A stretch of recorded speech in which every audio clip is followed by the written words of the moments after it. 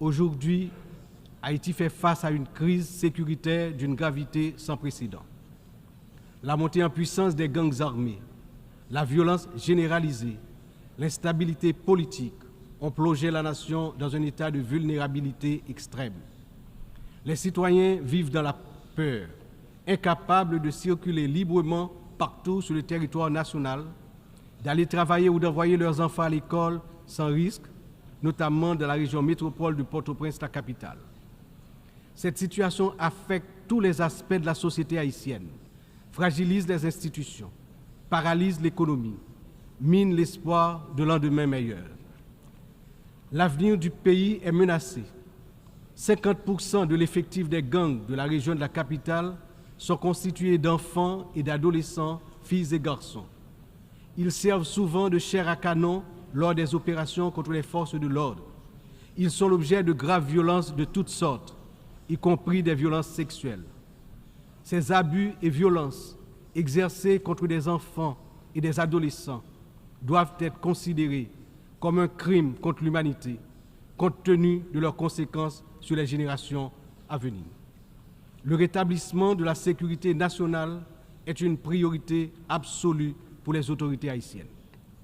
Elles sont pleinement engagées à mettre fin à cette spirale de violence et à restaurer l'ordre afin de garantir à chaque citoyen, à chaque citoyenne, le droit fondamental à la sécurité.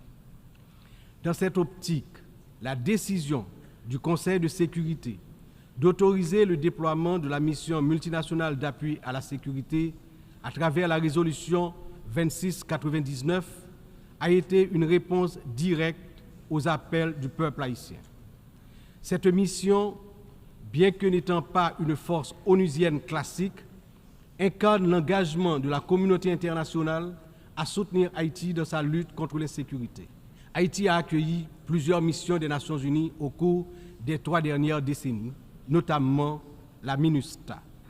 Si certaines de ces missions ont contribué à stabiliser temporairement le pays, elles ont également laissé un héritage lourd de conséquences. Des allégations de violations graves des droits humains, y compris des abus sexuels, ont ébranlé la confiance du peuple haïtien. L'absence de poursuite et de réparation pour les victimes a renforcé un sentiment d'impunité, minant ainsi les efforts de reconstruction. Il n'est cependant jamais trop tard pour bien agir et pour tirer des leçons du passé. En repensant l'approche, nous avons l'opportunité de redorer le blason des missions internationales en Haïti et de construire un avenir meilleur pour le peuple haïtien. C'est dans cet esprit que nous souhaitons voir amorcer une réflexion sur la transformation de la mission de soutien à la sécurité en une mission d'opération de maintien de la paix sous mandat de l'Organisation des Nations Unies.